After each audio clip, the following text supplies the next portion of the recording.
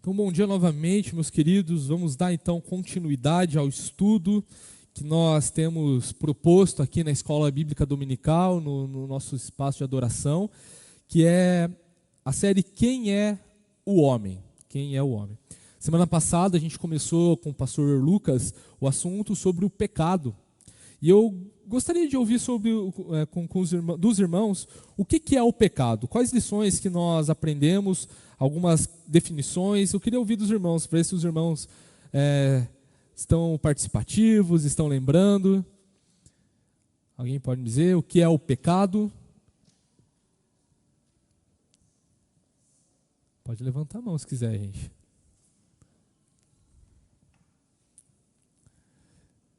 Lá, o Henry, Nicolas Henry lá, por favor, obrigado.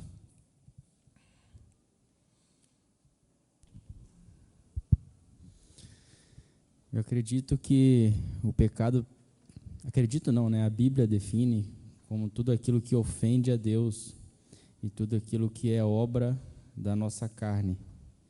Então, quando não estamos suficientemente apegados a Deus,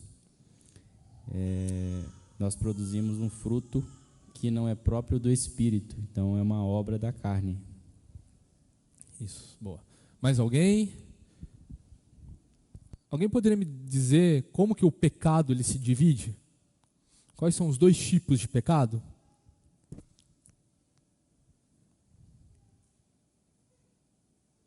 A gente viu isso semana passada também. Alguém? Então, vamos dar continuidade aqui. A gente viu que existem dois tipos de pecado que a Bíblia nos apresenta. Existe o pecado original, né, que é o pecado que nós herdamos de Adão.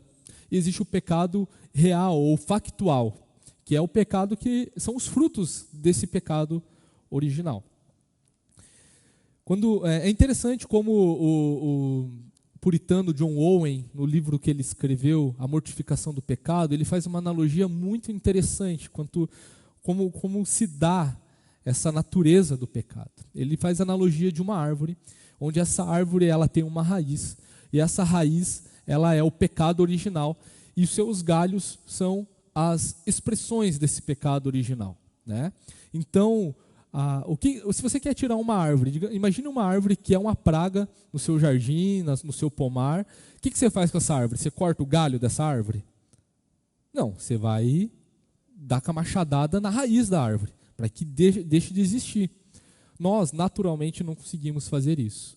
Nós conseguimos lutar contra o pecado, nós conseguimos, não estamos submetidos ao pecado, no sentido de que nós não no que a gente nunca paramos de pecar, mas de que o pecado não tem mais autoridade sobre a nossa vida, né? Mas existem as expressões do pecado, e muitas vezes a nossa luta contra o pecado, ela acontece de uma forma errada, justamente porque nós estamos cortando os galhos, e nós não estamos investindo nos ataques contra a raiz. Então, nós precisamos ter essa mentalidade de que existe o pecado original, que é a raiz de todos os males, e existem os pecados factuais, reais, e quando eu falo real, não estou falando que o pecado original é simbólico, tá, gente? Estou falando que é uma terminologia dentro da teologia que pode ser também traduzido como factual, como um pecado ali cometido, expresso em alguma área da vida. E na aula de hoje, a temática aqui sobre o pecado, na continuação do que é o pecado, a gente vai estudar a pergunta de número 25 do nosso Catecismo Maior. E a pergunta é o seguinte: em que consiste o pecado desse estado em que o homem caiu? Tem a resposta, mas eu queria ouvir o que os irmãos têm a dizer quanto a isso.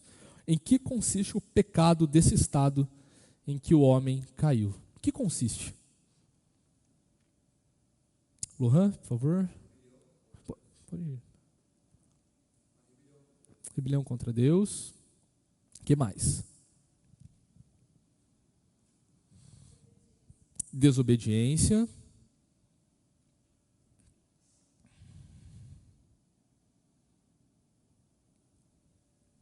Algo mais? Gostaria então de pedir para que os irmãos abrissem algumas passagens bíblicas, tá bom? Vou pedir para alguém abrir lá, vou pedir para o Aquias abrir em Romanos capítulo 5, do versículo 12, o versículo 12 e o versículo 19. Romanos 5, 12 e 19. Também vou pedir para o Nicolas, na sequência, em Romanos 3, de 10 a 12. Tá bom? Vamos ficar só por esse por enquanto.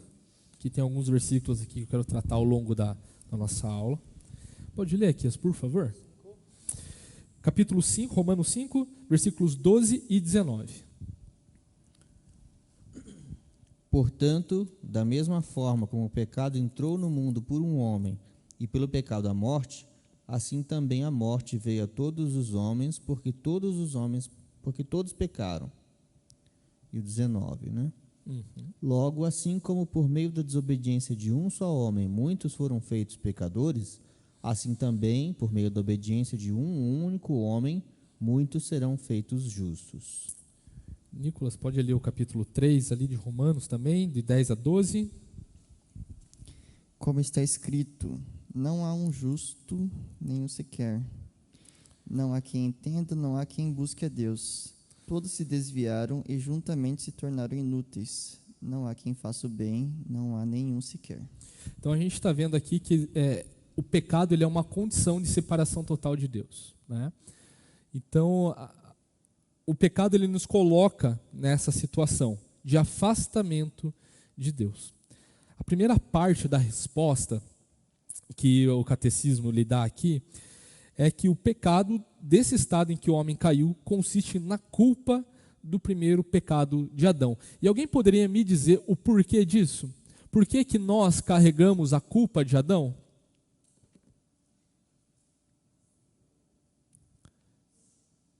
Um dos pilares da nossa teologia, nós como presbiterianos, nós somos aliancistas. Isso quer dizer que nós acreditamos num pacto, né?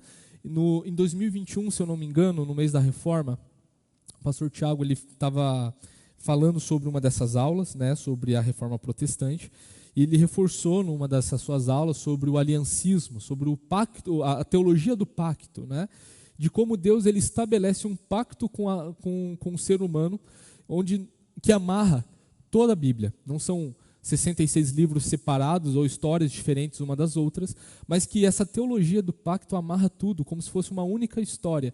Então, quando Deus ele fala com Adão, afirmando uma aliança, fazendo um pacto com Adão, é a mesma aliança sendo desenvolvida ao longo de toda a Bíblia, de toda a Escritura, e isso é cumprido perfeitamente em Jesus.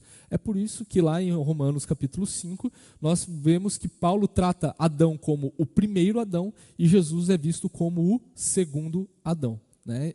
Diante de uma teologia, diante de um pacto que existe e que é real, né? E Adão, ele estava ali como nosso representante federal. Ele não era o nosso presidente, ele não era um senador, ele era um representante federal. Ele era alguém que estava representando toda a raça humana. E é interessante ver como que até mesmo o nome de Adão, ele já tinha tinha essa imputação sobre a sua representatividade federal. Adão no hebraico significa humanidade, ser humano. Então, o pacto que Deus fez com Adão era um pacto onde ele estava representando não apenas ele, mas também toda a sua continuidade, né? Então, Adão ele teve uma escolha livre, porém má, né? E essa escolha livre que ele teve acarretou na queda, né?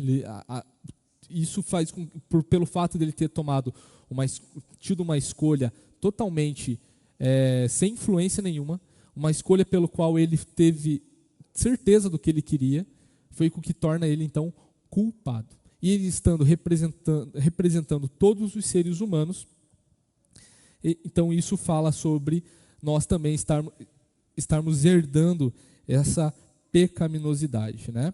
Então ele agiu, né, como nosso representante, só até um instante em que ele violou o pacto das obras, né, que era não coma do fruto, porque no dia que desse fruto você comer, certamente você vai morrer. Essa era a lei que estava estabelecida ali. E Adão, ele quebra esse pacto. Então, depois que ele cometeu o primeiro pecado, ele deixou de ter qualquer vínculo pactual conosco que podia afetar ainda mais a nós, né? No entanto, ele tinha esse vínculo natural, esse vínculo da raça humana, de forma que nós herdamos isso de Adão. Semana que vem, se Deus assim permitir, a próxima pergunta, se eu não estou enganado, trata sobre isso, como que é feita essa transmissão do pecado. Então, não deixe de vir, para que você saiba mais como que acontece essa transmissão do pecado, né? Então, que retidão foi essa que a humanidade perdeu com a queda? A retidão em que ela foi criada, a retidão original. Isso consiste não na perda da imagem, da semelhança que o ser humano tem com Deus, mas consiste na depravação de todas as áreas dos seres humanos. Tanto que é isso que a teologia reformada vai embasar a doutrina da depravação total, ou depravação universal, né? Então, a gente pode sim perceber que essa depravação fez com que o homem decaísse em todos os aspectos, não apenas no aspecto espiritual, mas também no seu aspecto moral, ético, espiritual, coisas que são transcendentes à imaterialidade. E com isso, é importante ressaltar que Adão, estando representando todo o ser humano, ele também estava ali com a missão de cuidar, de cultivar toda a criação, né? E por causa disso também toda a criação ela é contaminada pelo pecado. E isso é importante, fazendo uma aplicação aqui para que a gente entenda que muitas vezes nós subestimamos o poder do pecado. Nós subestimamos aquilo que o pecado faz na vida, faz no universo. Nós subestimamos as mazelas que o pecado pode e nos traz. Nós precisamos ter essa noção, porque muitas vezes nós questionamos sobre Deus ser bom, e nós que preferimos, essa é a palavra, preferimos ignorar que existe um mal que precisa ser tratado. O pecado hoje tem sido uma das principais teologias que tem sido negligenciadas e ignoradas na igreja. É tão importante a gente falar isso, e que privilégio, meus irmãos, que a gente tem documentos, símbolos de fé, que falam sobre quem é o homem, sobre o pecado. E é importante a gente falar sobre isso. Claro que é. Existem as boas novas diante das más notícias. As boas novas, elas brilham acima das más notícias. Se nós estamos querendo evangelizar, conseguir pessoas para que conheçam a Jesus, conseguir almas para Jesus, nós precisamos sim falar sobre o que é o pecado. Porque nós não somos isentos, nós não somos inocentes, como muita teologia, até mesmo filosofia, sociologias tentam dizer, que isso é uma convenção da sociedade, que isso é uma questão ética e moral que pode ser relativizada ou não. Mas se tudo é permitido, então não existe aquilo que é bom e não existe aquilo que é mal. Isso não é coerente com a nossa percepção de mundo, porque nós olhamos para fora, nós sabemos sim discernir aquilo que é bom e aquilo que é mal. Semana passada, nós falamos também aqui sobre a percepção que todo ser humano tem as leis de Deus impressas no seu coração, e por conta disso, eles sabem discernir no fundo o que é certo e o que é errado. Mas por causa da sua cegueira espiritual, que somente o Espírito Santo pode trazer um renovo nessa visão, é que nos diferencia daqueles que ainda não creram. Isso não deve fazer com que a gente seja passivos. Nossa, estamos salvos, que bom. Não, isso deve dar uma sensação e deve dar um sentimento e uma motivação de interceder mais, de fazer mais, de operar mais nesse mundo que é caído. Porque nós temos a consciência de que o pecado ele reina, ele habita em nós, ele acomete e é o responsável por todos os males que existem nesse mundo e no universo, desde a menor partícula de matéria que existe até o maior corpo celeste. E nós precisamos ter esse discernimento, que o pecado ele contaminou todas as áreas, não apenas do ser humano, mas também da criação. Alguma pergunta que os irmãos queiram fazer? Algum comentário?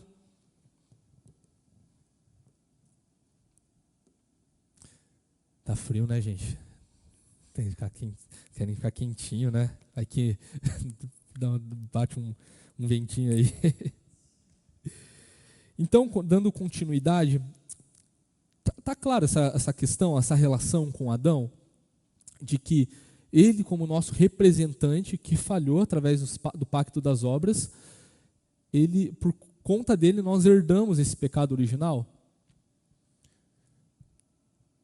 Então, dando continuidade aqui, então a magnitude dessa corrupção da natureza, então, resultou nessa queda, né?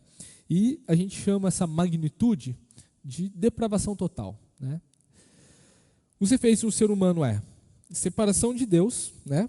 Porque o pecado ele resulta uma alienação, uma separação, algo obscuro de quem é Deus, mesmo sabendo quem é Deus, sabendo que Deus existe.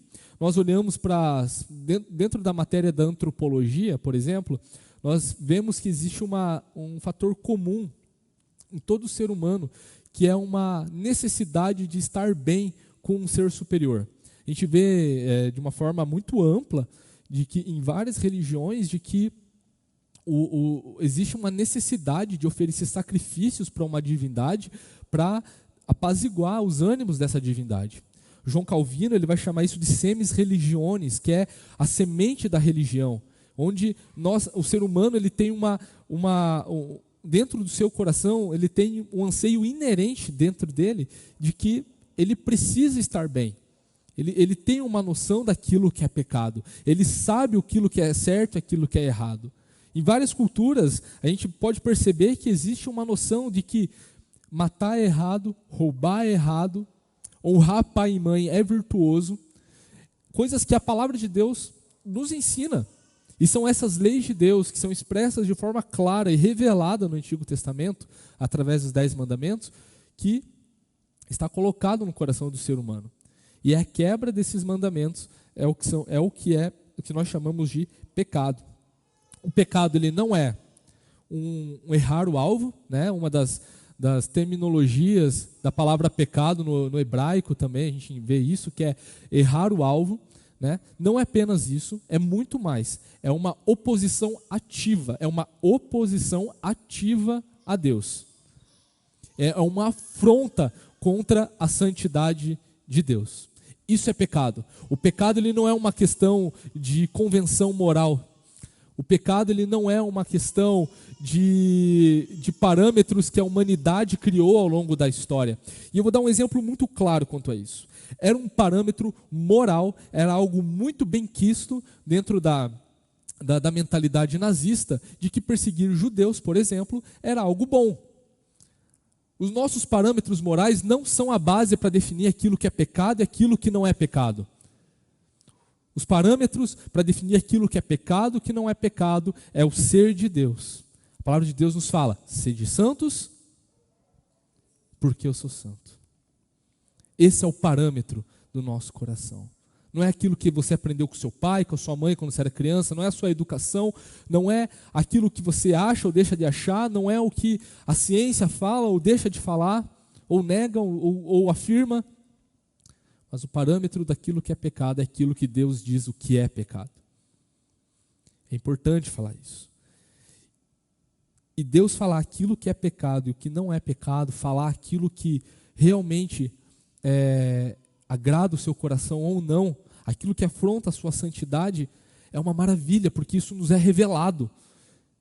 Isso nos é revelado, isso precisa ser inculcado, isso precisa ser cauterizado na nossa mente, para que a gente tenha noção de contra quem nós, cada vez que nós acordamos pela manhã e pecamos, contra quem nós estamos cometendo esse pecado.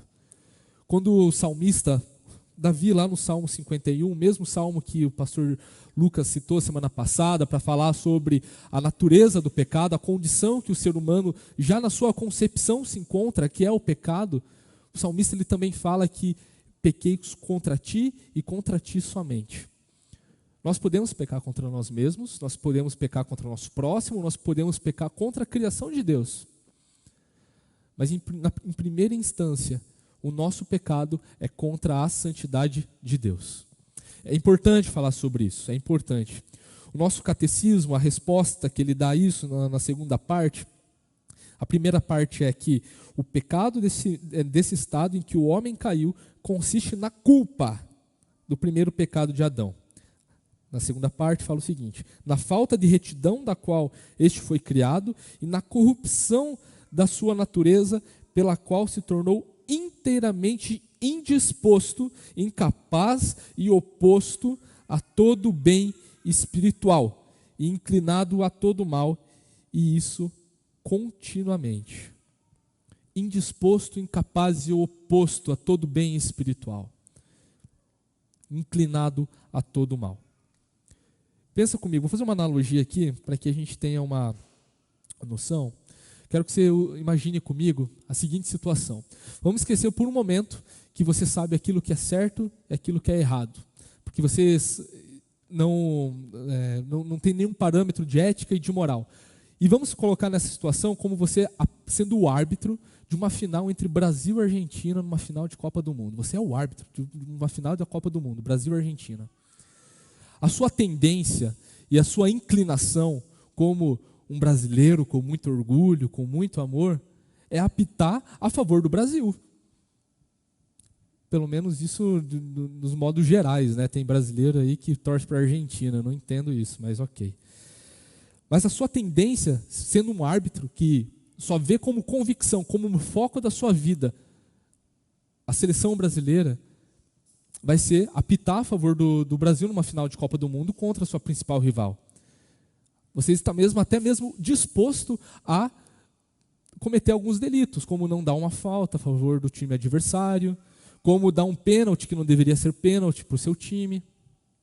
É por isso que num jogo de futebol, de Copa do Mundo, que seja, se tem seleção A e B, o árbitro geralmente é de um outro país, de um país C, para que ele não tenha nenhum tipo de interferência na forma como ele vai arbitrar esse jogo, de nenhuma tendência de como ele vai direcionar o caminho desse jogo. E a palavra de Deus nos fala que nós somos inclinados totalmente para o mal. Um dos próximos capítulos conta a questão do livre-arbítrio, e o livre-arbítrio, na sua própria concepção de palavra, na sua própria definição, é ter um arbítrio que é livre. Ou seja, eu posso uma hora estar fazendo o bem, uma hora eu posso estar fazendo o mal. E não é isso que a palavra de Deus nos fala. Se nós podemos fazer o bem, nós não precisamos de Jesus na nossa vida. Se nós podemos escolher a salvação, Jesus ele veio inutilmente. É isso que a palavra de Deus vai nos ensinar, que a nossa salvação não é por obras, mas é por fé. É pela graça por meio da fé.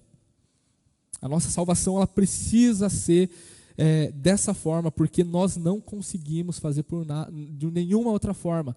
Nós, representados em Adão que recebeu ali a missão de ser o tipo de representante federal ali, que estava representando toda a humanidade, não conseguiu cumprir o pacto das obras.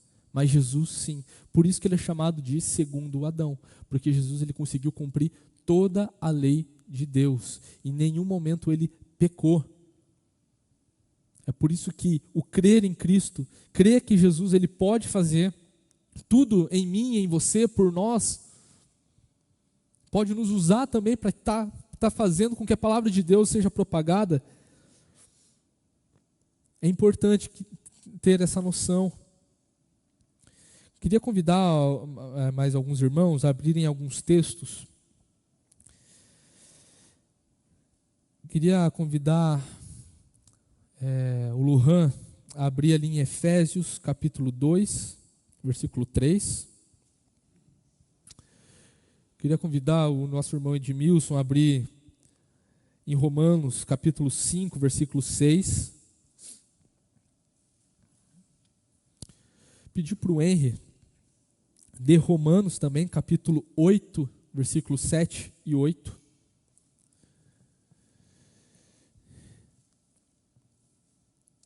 E pedir para o presbítero Luiz aí ler Gênesis 6, capítulo 5.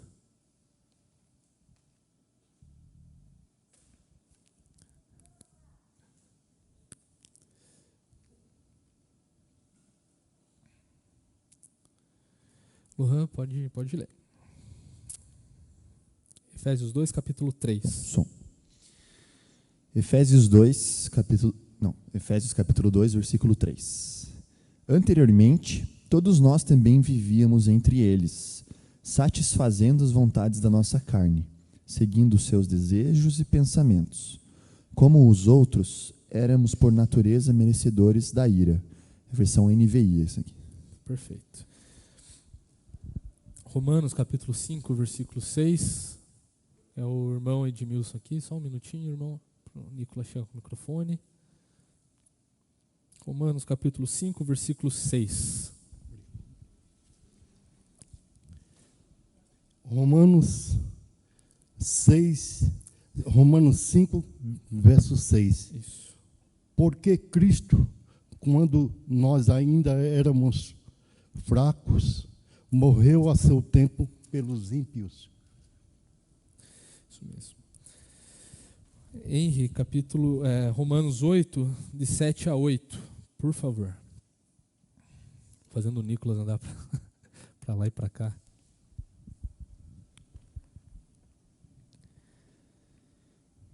Por isso, o pendor da carne é inimizade contra Deus, pois não está sujeito à lei de Deus, nem mesmo pode estar.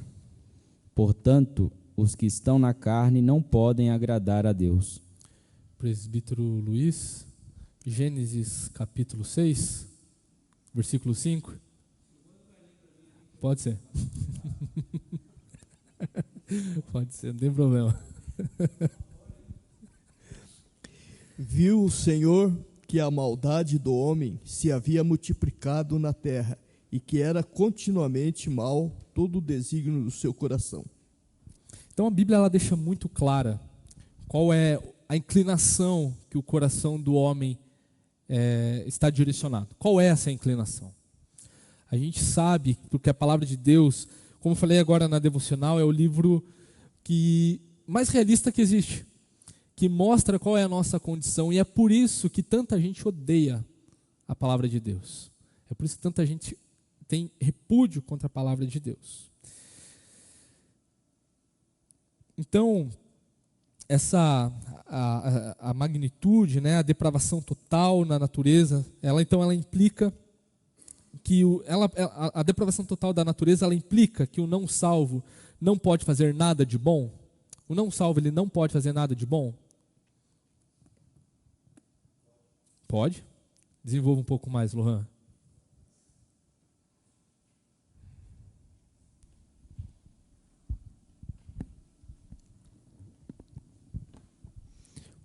Oi. Então, em primeiro lugar, é necessário entender que Deus é soberano sobre todas as coisas e Ele pode usar pessoas não salvas para fazer o bem também, em primeiro lugar, né? Em segundo lugar, apesar de nós termos inclinação para o mal, nós temos responsabilidade sobre nossas ações. Então, sim, existe a possibilidade de, deliberadamente, o ser humano fazer o bem. E, por existir essa liberdade, ainda que não exista no íntimo, no aspecto mais profundo, a liberdade de decidir, escolher servir a Deus e reconhecer Cristo como Salvador, isso como costumam chamar de livre-arbítrio, existe a possibilidade nas ações práticas, no nosso dia a dia, nós realizarmos ações boas ou ações ruins. Uhum. E, por conta dessa liberdade, é possível fazer o bem, ainda que essa pessoa não tenha o Espírito Santo habitando em seu coração. Exatamente. Uma das nossas definições na teologia quanto como a graça ela se manifesta, a gente fala sobre a graça salvífica, né? A graça que se manifesta aos que creem no tempo oportuno, né? Através de um poder, de uma ação ativa da parte de Deus e Espírito Santo no coração do pecador, na vida do pecador, mas também nós falamos sobre uma graça comum, uma graça que é manifesta a todos os seres humanos, de forma que nós temos ainda, como o Lohan falou, responsabilidades dentro das esferas civil, dentro das esferas humanas, né? Como as questões éticas, as questões morais, as questões de honestidade, as questões de boa convivência, questões ordinárias do nosso dia a dia. Você não precisa ser você não precisa ser um cristão, por exemplo, para ser um grande empresário, para enriquecer, né? Existem a manifestação da imagem e semelhança de Deus no ser humano assim, é indiscutível. O ser humano ele tem isso porque ele tem a imagem e semelhança de Deus. Isso não foi perdido, mas isso foi maculado, isso foi distorcido, isso foi manchado, de forma que o homem ele não tem o seu senso de justiça original, ele não mantém também a sua santidade, não a santidade original, como eu falo, não a santidade como Deus, mas de um ser humano criado sem pecados, e também quanto às suas próprias faculdades, né? A sua capacidade cognitiva. O mal, o pecado, quando ele entrou no mundo, ele afetou todas as esferas do ser humano. A gente vai ver ali na sequência do livro de Gênesis, por exemplo, no capítulo 5, que os seres humanos eles viviam por muito tempo, eles viviam por séculos, e isso foi decaindo. Depois, de uma forma mais precisa, depois do dilúvio, que a gente vê ali através do relato bíblico. E é porque a gente vê, sim, uma ação do pecado, um efeito do pecado na parte humana, em todas as esferas do ser humano, e que ele continua tendendo sempre para o mal, de que ele está, digamos, evoluindo, por assim dizer, e ele é afetado, isso não de uma forma subjetiva, mas também de uma forma que ele consegue até mesmo enxergar, de uma forma que ele consegue ver. É por isso que existem doenças, é por isso que existem tribulações, como a gente viu na devocional hoje cedo, é por isso que existem catástrofes à nossa volta, e o ser humano está submetido às consequências, não apenas internas, com seu espírito, mas também externas, no seu corpo e no ambiente onde ele vive, na qual ele interage também, né? Pode falar aqui. Só uma coisa que eu acho que é importante a gente observar, quando a gente começa a falar alguns termos que são chave na teologia, muitas vezes podem surgir dúvidas e algumas confusões, porque nós somos, centenas de denominações evangélicas no Brasil, e existem contribuições, digamos assim, de diversas matizes protestantes. Algumas delas são bem diferentes entre si. E é importante nós observarmos o seguinte: nós presbiterianos somos meio que nós nadamos meio que contra a maré em algumas coisas. E é por isso que é importante nós refletirmos a respeito da doutrina, das nossas doutrinas, e deixarmos claro para todos os irmãos e irmãs que muitas coisas que nós ouvimos fora, que nós ouvimos numa música, que nós ouvimos num programa de TV, num vídeo do YouTube, ou coisa parecida, é bem diferente daquilo que a teologia reformada entende da Bíblia. E nesse sentido nós somos diferentes, para bem e para mal, digamos assim, porque nós ficamos meio isolados com relação a alguns fatos, alguns aspectos da doutrina e da compreensão da verdade bíblica, por exemplo, com relação à salvação. Quando nós falamos em depravação total, por exemplo, isso destoa de algumas desses ensinos que nós vemos em outras denominações, que dizem, algumas delas, o ser humano caiu, mas não caiu tanto, né? Quando nós, presbiterianos, utilizamos essa expressão que está na doutrina, depravação total, nós falamos de uma depravação que é realmente absoluta. E mesmo quando nós falamos que, por exemplo, o ímpio pode fazer o bem, nós não estamos dizendo que esse bem é para a salvação, por exemplo. Nós estamos dizendo, entre outras coisas, que trata-se também de uma restrição do mal que é feita pelo próprio Deus. E se não fosse essa restrição, ninguém faria bem algum, muito menos o ímpio, né? Quando nós estudamos a história da igreja cristã, observamos que Calvino não tirou esses ensinos da cabeça dele, né? Nós somos tributários de uma tradição, de uma visão teológica agostiniana, do século terceiro ou quarto, por isso, quando nós vemos tudo o que aconteceu na Reforma Protestante do século XVI, 1517, começa a Reforma como nós a conhecemos. Antes disso, John Russell e outros já tinham iniciado, mas há uma vertente diferente dos protestantes do início do século XVI, porque o Calvino, acho que nasce na década de 30 do século XVI, ou seja, ele é bem depois de Lutero.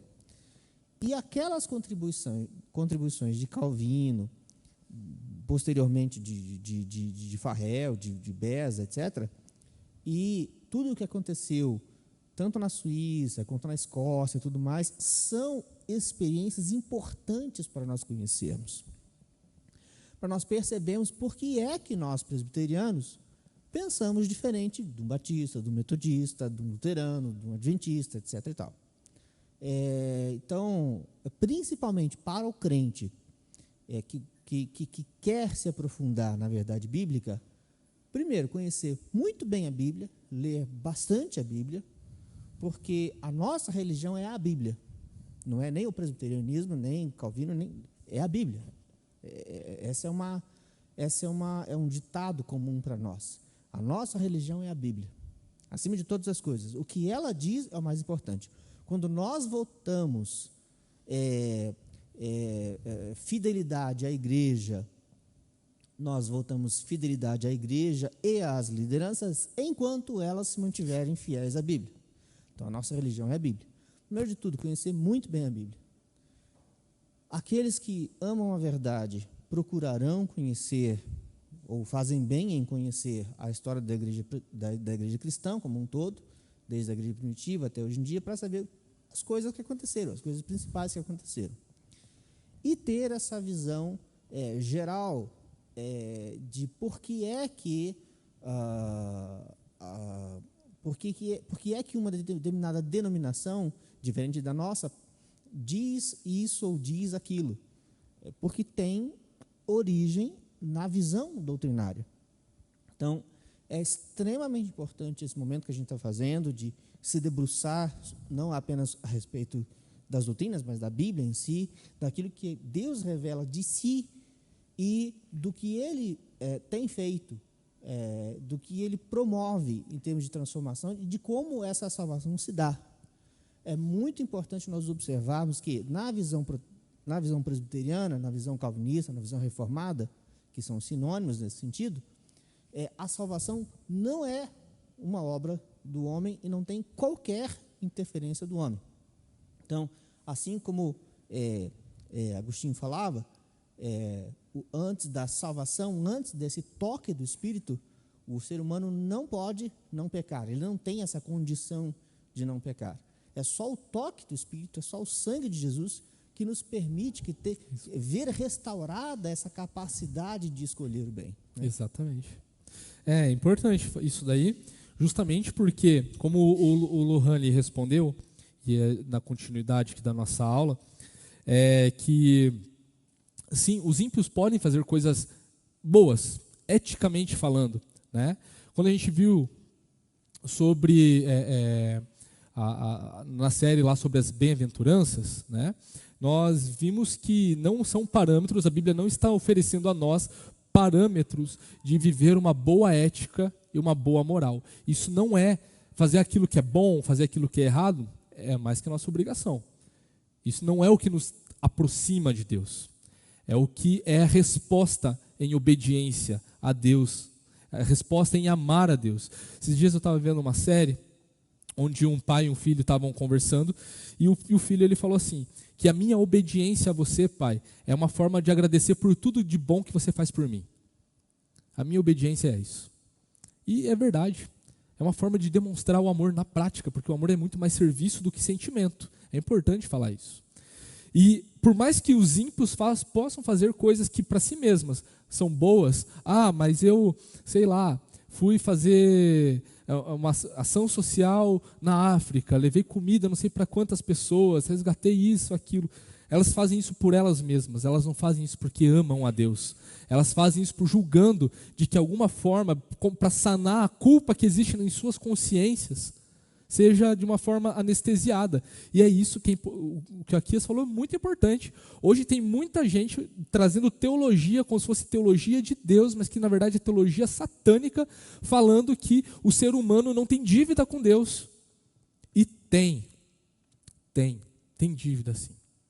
E se não tiver um arrependimento de seus pecados, se não tiver uma confissão clara na vida, não da boca para fora, mas na vida, de que Jesus é Senhor, é importante esse atributo de Deus, de que Ele é Senhor, porque muitos só querem saber de um Salvador.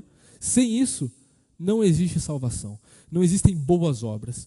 Uma frase que, a gente fala tantas frases de Calvino aqui, que já são batidas, e uma frase que também que já é batida de Calvino, que é: aquilo que você vê de bom em mim é Jesus. Aquilo que você vê de mal em mim sou eu mesmo. Então é importante a gente parar, refletir, fazer uma autoanálise, fazer um autoconhecimento, parar, orar, olhar para o seu próprio pecado e ver como que aquela árvore, que a raiz é o pecado original, tem se aflorado, tem se desdobrado através dos seus galhos. Entender que o mal não é o galho que cresce, mas é a raiz que se espalha, que fortalece, que dá vida para esse mal. Então, qual que é a atitude moderna com relação à doutrina da depravação total? Então, é ridicularizar. É isso que acontece nos mais variados meios, seja naqueles que se afrontam diretamente contra a palavra ou contra o ser de Deus, ou até mesmo de uma forma muito velada, distorcendo o que a teologia, o que a palavra de Deus tem a nos falar, tem a dizer a nós. Né? O conceito de pós-moderno, por exemplo, tem deixado isso de uma forma até mesmo cauterizada na nossa mente, principalmente na vida dos adolescentes e das crianças. De que o mal ele é relativo, de que o pecado é relativo, aquilo que é bom para você pode ser mal para mim, e ao contrário, o que é pecado para você pode não ser pecado para mim, mas como foi falado mais cedo, não somos o parâmetro para dizer aquilo que é pecado, não somos esse parâmetro. O pecado é qualquer oposição ativa à santidade e ao ser de Deus, isso que é pecado. Então não é simplesmente errar o alvo, não é simplesmente cometer uma falha, não é isso. Não é simplesmente uma sentença de compensação, né? Fiz algo ruim, agora vou fazer uma coisa boa para compensar, para ficar no 0-0 aqui. Não é isso. O pecado é uma afronta contra Deus. Então, a outra parte, a terceira parte do nosso catecismo, da resposta da pergunta 25 do nosso catecismo, melhor dizendo, é que o que geralmente se chama pecado original, no qual procedem todas as transgressões atuais. Queria que dois irmãos abrissem a palavra de Deus. Queria pedir para o Edson abrir em Tiago, no capítulo 1, versículos 14 a 15. Queria pedir para Mariellen abrir em Mateus 15, 19. Pode ler, Edson. Tiago, capítulo 1, versículos de 14 a 15. Ao contrário, cada um é tentado pela sua própria cobiça, quando esta o atrai e seduz. Então, a cobiça, depois de haver concebido, dá à luz o pecado. E o pecado, uma vez consumado, gera a morte. Mateus capítulo 15, versículo 19, por favor. Porque do coração procedem maus pensamentos, homicídios, adultérios, imoralidade sexual, furtos, falsos testemunhos, blasfêmias. Então, quando nós olhamos, porque não apenas para aquilo que a nossa confissão afirma, porque a nossa confissão ela não é normativa, mas ela é normalizada pela palavra de Deus, ela, se baseando na palavra de Deus, nós entendemos que sim, o pecado original ele é a fonte de todos os males que existem e que isso é refletido de várias formas. De várias formas. Talvez você possa pensar que, poxa, ser que nem o jovem rico, pensar que faz todas as coisas, mas perceber através daquilo que Jesus está falando, é que quando o jovem rico ele chega diante de Deus, de Jesus ali, e chama ele de bom mestre, Jesus pergunta, bom só existe um, que é Deus. Ele está praticamente dizendo, você está confessando que eu sou Deus? E outra, quando o jovem rico, ele, por exemplo, ele fala que queria seguir a Jesus porque ele já cumpria toda a lei, então Jesus ele incentiva aquele homem a largar tudo, dar todos os seus bens aos pobres e seguir ele. Jesus está ensinando sim que é ali os mandamentos de Deus no que diz respeito a amar o próximo como a ti mesmo. Primeiro, confessar Jesus como Deus é a mesma coisa que amar Deus acima de todas as coisas, e também amar o próximo como a ti mesmo, que são as sínteses da lei de Deus. Isso reflete em coisas muito maiores, porque a reação que aquele jovem rico teve diante do seu pecado, que foi confrontado e ele viu, percebeu que ele falha em todos os outros. Por exemplo, como que o mandamento do não roubarás reflete no nosso trabalho? Só um exemplo. Você pode ser uma pessoa que não furta na contabilidade da sua empresa, mas como que você está sujeito a isso? Alguém pode me dizer?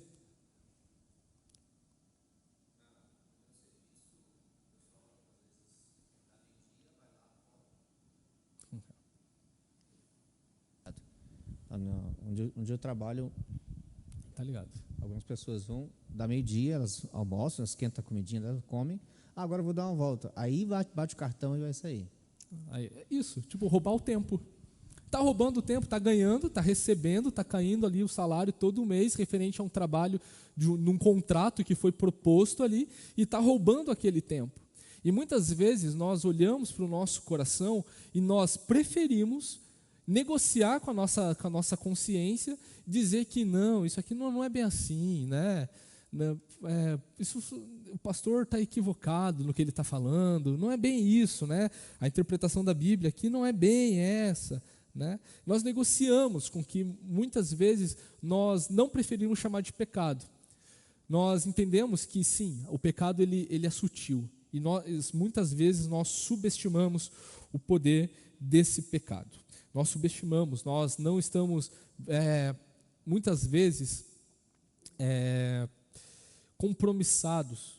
Isso eu estou falando para pessoas que eu creio que são crentes, que amam a Jesus e que falham, assim como eu falho, de que nós não estamos muitas vezes compromissados por decisão própria, por escolha própria, porque estamos inclinados totalmente para o mal, em fazer aquilo que é certo, aquilo que agrada a Deus, porque nós vamos ter que sacrificar alguma coisa a nós, de que nós julgamos ser mais importantes do que a santidade de Deus, né? Então, queria fazer mais duas perguntas aqui. Queria saber que lição prática pode-se aprender das doutrinas do pecado original e da depravação total. Quais são as questões práticas que a gente pode, tendo essa consciência de que o mundo é caído por culpa do ser humano, que herda esse pecado, que é de inteira responsabilidade de Adão, que passa isso para nós e que afeta a nossa vida, de como nós nos relacionamos. Quais são as lições práticas disso? Pode falar. Obrigado. Você me comentou sobre o livro do John Owen, sobre mortificação. Eu estou lendo esse livro agora. Mortificação do pecado, né? Muito bom. E uma das coisas que ele fala que às vezes a gente sabe a coisa, mas precisa de alguém falar para ficar mais claro na cabeça da gente. E ele diz ali, ele ressalta a importância de nós dependermos totalmente de Deus para vencermos o pecado. muitas vezes nós estamos há tantos anos na igreja que a gente se acha autossuficiente. Não, eu sei que se eu fizer isso, se eu fizer aquilo, se eu não fizer aquilo outro, vai estar tudo bem. E às vezes a gente incorre nos mesmos erros, porque a gente está dependendo da nossa própria capacidade de administrar as nossas fraquezas e as nossas forças, e a gente sucumbe, porque a gente fica frustrado. Poxa, como é que eu errei? Se eu sabia o que era para fazer, o que não era para fazer, né? E uma das coisas que John Owen fala é: não dependa de si mesmo, dependa totalmente de Deus, né? Não, como diz o escritor, os provérbios, né? O Salomão, não te estribes no teu próprio entendimento. Muitas vezes nós nos estribamos no nosso próprio entendimento. Acho que isso é uma coisa prática extremamente importante quando nós falamos, quando nós estudamos essas doutrinas. É que nada que nós fazemos de nós mesmos tem um valor espiritual, digamos assim. As nossas justiças são trapos de imundícia, né? Nós não podemos fixar os nossos olhos na nossa própria capacidade de acertar, ou na nossa própria experiência, ou na salvação que nós ganhamos, como se nós tivéssemos conquistado essa salvação, né? Tudo é dado. Tudo é dado. Tudo é graça, né? Olha só o que Paulo fala lá em Romanos 7, no versículo 15, diz o seguinte: porque nem mesmo compreendo o meu próprio modo de agir, pois não faço o que prefiro, e sim o que detesto. O pecado é algo que está enraizado em nós, e somente o poder do Espírito Santo, que aplica de uma forma efetiva no nosso ser, que nós sim conseguimos agora obedecer à lei, porque são os méritos de Cristo, e Cristo conseguiu cumprir toda a lei, de forma que Deus olha para nós e nos vê como justos, não por mérito nosso, mas que isso foi pelos méritos de Cristo que foi imputado, foi colocado, foi depositado, foi declarados agora que nós somos santos.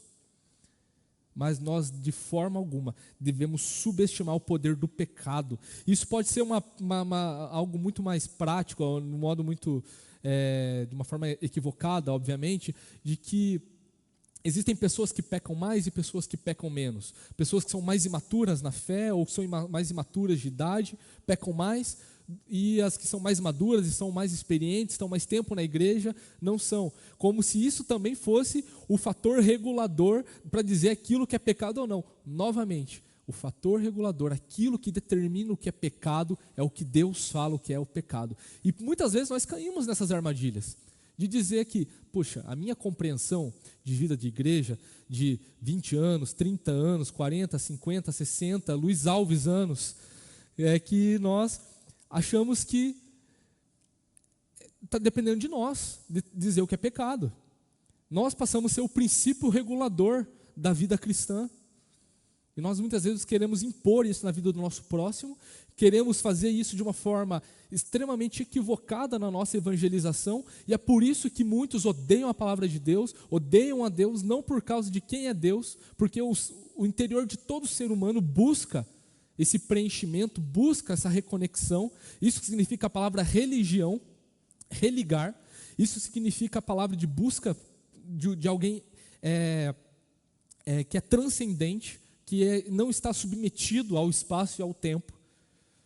E é através das nossas posturas, como bons crentes que nós somos, muitas vezes, e queremos dizer, é que nós tentamos impor e acabamos dando mau testemunho. É por isso que a nossa oração, quando a gente vai falar sobre Jesus para alguém, deve ser inclusa, falar assim: Deus, não permita que eu seja um empecilho na vida dessa pessoa para que ela não creia no Senhor. É um autoconhecimento, é importante o autoconhecimento. A palavra de Deus é o livro mais realista que existe, porque ela fala quem nós somos, fala qual é a nossa condição, fala o que a gente precisa fazer, fala o que a gente não consegue fazer, e fala principalmente em quem nós devemos submeter, de quem tem propriedade da nossa vida. Então, a última pergunta que eu queria fazer para vocês é que seria possível alguém salvar a si mesmo dessa condição de pecado original, de depravação total? Acho que a resposta está clara já, né? Se não dá, meu Deus, eu acho que você dormiu. Sei que está meio friozinho, deve estar quentinho aí no seu lugar, mas não durma. Queria convidar os irmãos a abrir lá no livro do profeta Jeremias, capítulo 13. Jeremias, capítulo 13.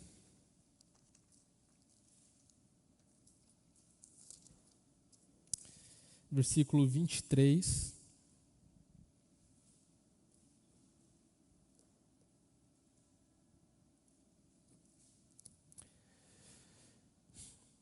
Diz o seguinte,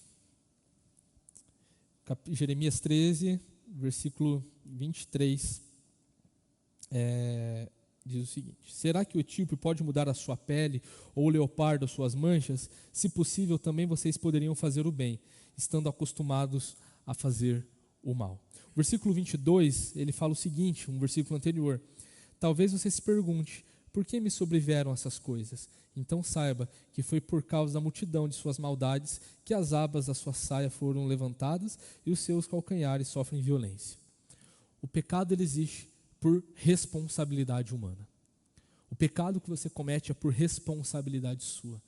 Mas a soberania de Deus prevalece e te garante, fazendo com que até mesmo essa realidade não altere os planos de Deus que tem pela sua vida, que amou você antes mesmo da fundação do mundo, antes mesmo da queda, que é um amor que transcende o espaço, que transcende o tempo, que é firmado na eternidade. Antes do pacto das obras feito com Adão, Deus fez um pacto de graça, onde as três pessoas da Trindade, de forma voluntária, resolveram firmar entre elas, onde a segunda pessoa da Trindade, Jesus Cristo, seria esse representante federal, que não pecou, muito pelo contrário, acertou em tudo, e deu isso para mim, deu isso para você, e deu para todo aquele que crê em Jesus. Se você não crê em Jesus, é tempo de conversão, é tempo de voltar para Cristo, é tempo de estar religado com esse Deus que é supremo, que é bom.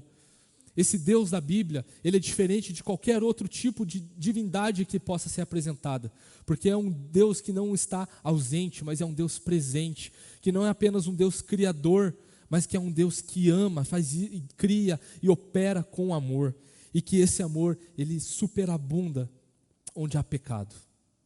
Ele extrapola qualquer estribeira que o pecado, qualquer barreira que o pecado possa colocar.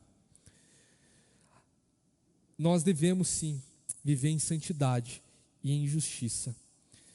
Somente o poder de Deus, ele é suficiente para que a nossa conduta ela seja modificada. Somente o poder e a ação direta de Deus pode fazer com que aquele que estava morto venha voltar à vida. Porque a palavra de Deus nos fala que estamos mortos por causa do pecado. Mas por causa do amor de Deus, nós somos ressuscitados. Por causa da graça por meio da fé. Que isso é dada, é graça. Não é por aquele que busca, não é por aquele que quer conquistar, mas sim por ser o amor de Deus como a fonte de todo o bem. Antes de nós encerrarmos, queria saber se alguém tem mais alguma colocação, mais alguma pergunta, se alguém queira fazer algum comentário, ficou alguma dúvida. Mais alguém? Presbítero Silvano, por favor.